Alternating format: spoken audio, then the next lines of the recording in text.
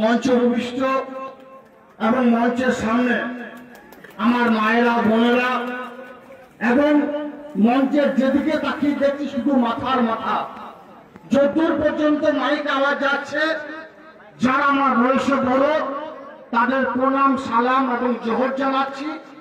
যারা আমার বয়সে ছোট সহযোদ্ধা সহকর্মী তাদের প্রীতি শুভেচ্ছা ভালোবাসা এবং স্নেহাশীষ জানাচ্ছি।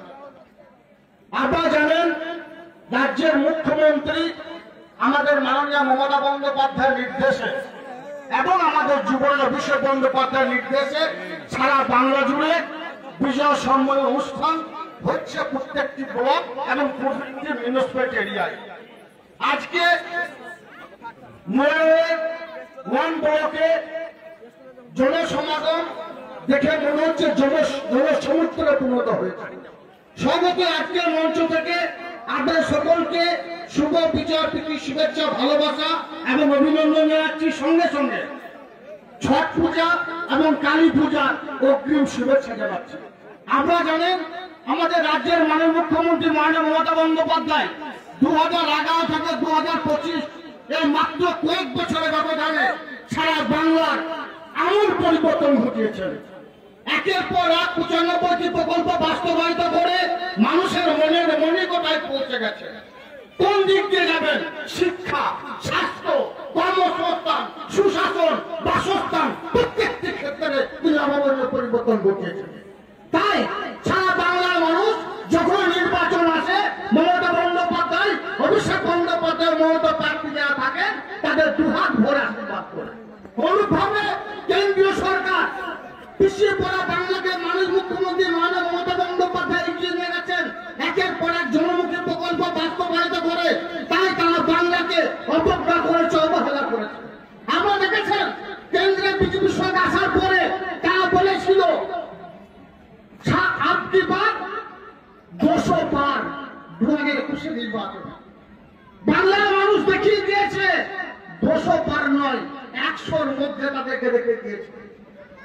তারা যখন বাংলাকে হেরে গেল, কোয়ারা হারলো, তারপরে বাংলার মানুষের খেটে খাওয়া খেত মজুরদের মাথার ঘাম ফেলিয়ে যারা 100 দিনের কাজ করেছিল তাদের ন্যায্য পাওনা, ন্যায্য দাবি, ন্যায্য অধিকার থেকে কেন্দ্র সরকার বঞ্চনা করেছে। 100 দিনের কাজে টাকা দেয়নি, বাংলার মানুষের আবাস যোজনা টাকা দেয়নি।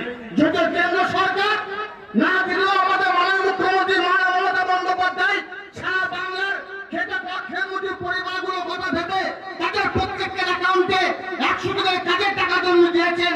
তেমনি তিনি শপথ নিয়েছেন সারা বাংলার বুকে মাটির বাড়ি থাকবে না, ছাদবিহীন মানুষ থাকবে না। তাই বাংলার বুকে আমরা বীরভূম জেলার কথা যদি বলি 51,000 বাড়ি পেয়েছি, আগামী দিনও আরো 80,000-এর উপর বাড়ি পাবো। সেটা শুধুমাত্র মাননীয় মুখ্যমন্ত্রী মাননীয় মমতা বন্দ্যোপাধ্যায়ের জন্য। 24-এ নির্বাচন আবার দুহাত ভরে মমতা বন্দ্যোপাধ্যায় অভিষেক বন্দ্যোপাধ্যায় মমতা আশীর্বাদ করেছেন। তখন বিজেপি বলেছিল তারা যে আসন বিগত দিনে পেয়েছিল তার থেকে বেশি আসন পাবে। তারা 1.5 ডজন আসন পেয়েছিল। আমরা কিন্তু 24-এ নির্বাচনে 1 ডজন অর্থাৎ 12টা আসনের মধ্যে তারা সীমাবদ্ধ রেখে দিয়েছে। বাকিরা মানুষ, বাংলার মানুষ রাজনীতি সচেতন মানুষ, বাংলার মানুষ সুবুদ্ধি সম্পন্ন মানুষ, তারা মমতা বন্দ্যোপাধ্যায় উন্নয়ন রথে হাঁটতে শিখেছে। অভিষেক বন্দ্যোপাধ্যায় সারা বাংলার হিন্দু মুসলমান শিখ খ্রিস্টান ইসাই সমস্ত সম্প্রদায়ের মানুষকে এক ছাতা তলে রেখেছে।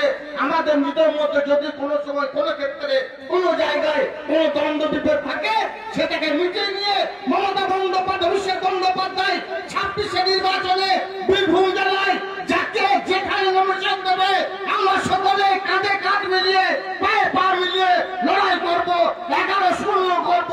বিরোধীকে বীরভূম জেলা থেকে উৎখাত করে তবেই আমরা শান্ত হব। আজকের এই বিজয় সম্মেলন থেকে আমাদের এই শপথ, এই প্রতিজ্ঞা নিতে হবে। আমি আমার বক্তব্য দীর্ঘায়িত করছি না। আপনারা অনেকক্ষণ ধরে অপেক্ষা করেছেন, আপনাদের জন্যই আমরা মঞ্চ পেয়েছি।